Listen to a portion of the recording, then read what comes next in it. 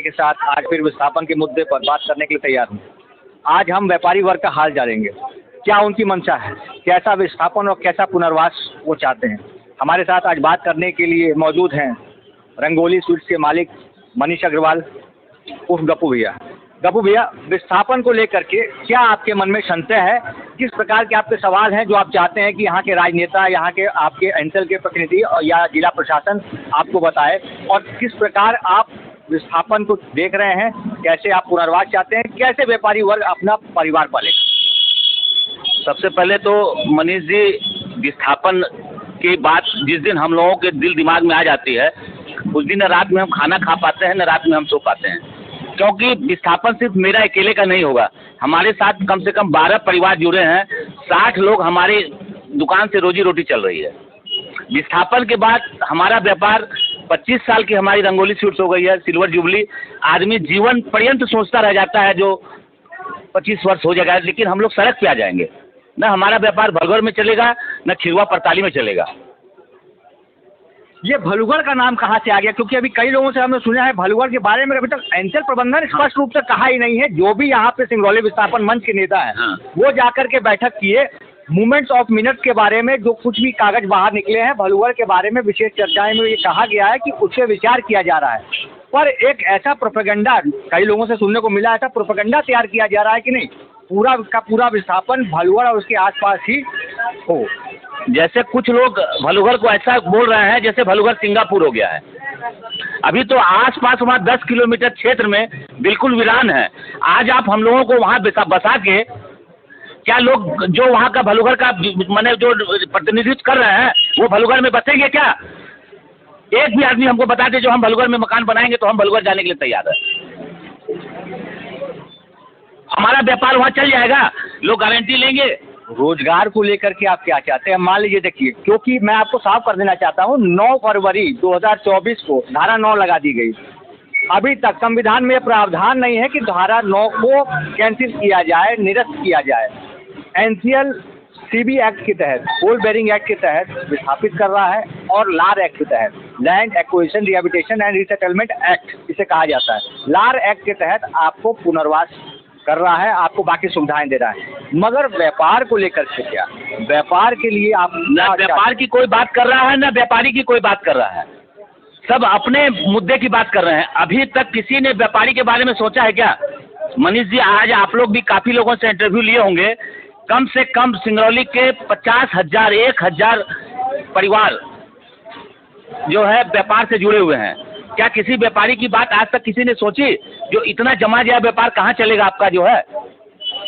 सब लोग अपने मुद्दे की बात कर रहे हैं। अभी तक व्यापारी की बात किसी ने, न व्यापार की बात करी है न किसी ने व्यापारी की बात करी है। हमने एक एनसीएल के अधिकारी को बोला था, जो आज से 25 साल पहले आप स्टाफ ऑफिसर थे पर्सनल में, आज आप चीफ सीजीएम के पोस्ट पे आ गए हैं। ठीक है, फिर से आपको पुनर्वास 25 साल पहले आप जी पाएंगे क्या? हमारी स्थिति उसी तरह से हो गई है।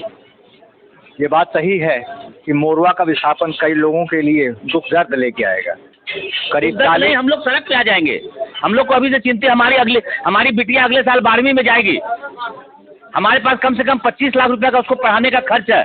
जिस दिन किसी विस्थापन संबंधी बैठक में चल जाते हैं, मनीष जी, मैं आपको हकीकत बोल रहा हूँ, उस दिन रात में खाना खाता हूँ, न सो पाता हूँ।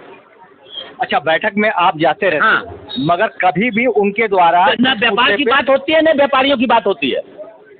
सिर्फ लोगों मुआवजा के आहंग में, राजा जी, पांडे जी और मनीष जी, मैं बोल रहा हूँ, लोग सिर्फ विस्थापन के पैसे के चक्कर में सिंगरौली को उजाड़ दिया बताए सर को। कहा कि आज से 6 महीना पहले जब आपके कोर्ट सेक्रेटरी आए थे तो उन्होंने पूछा था कि आप क्या चाहते हैं। यदि मोरवा के लोग नहीं चाहते तो विस्थापन नहीं होता।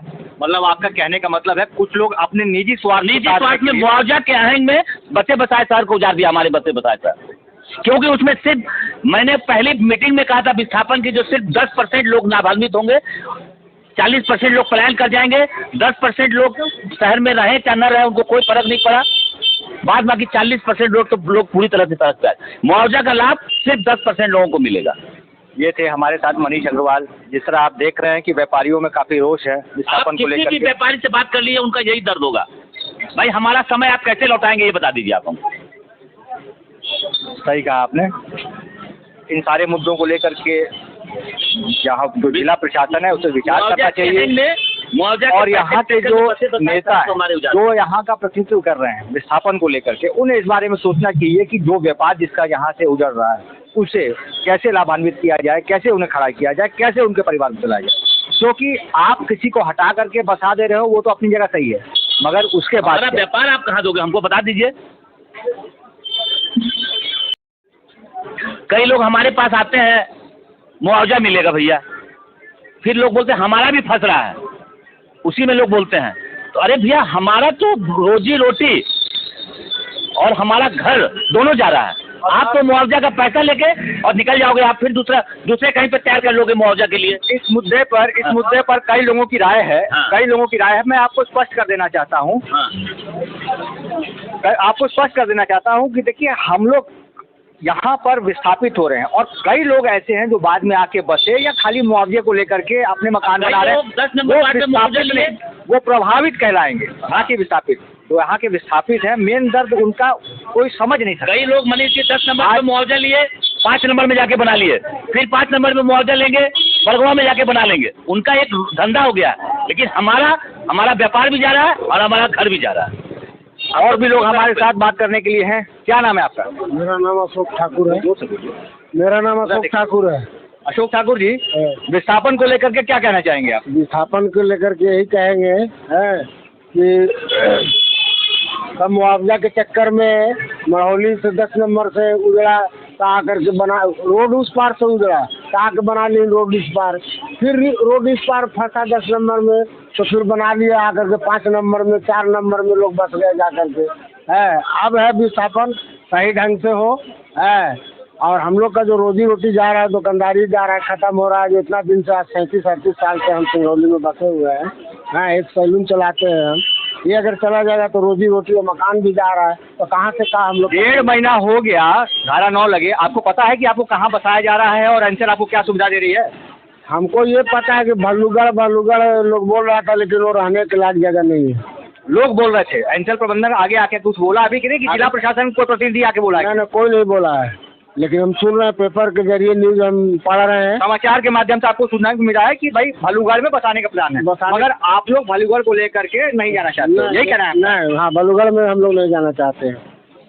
ये थे हमारे साथ अशोक जी, जिन्होंने अपनी बात रखी है।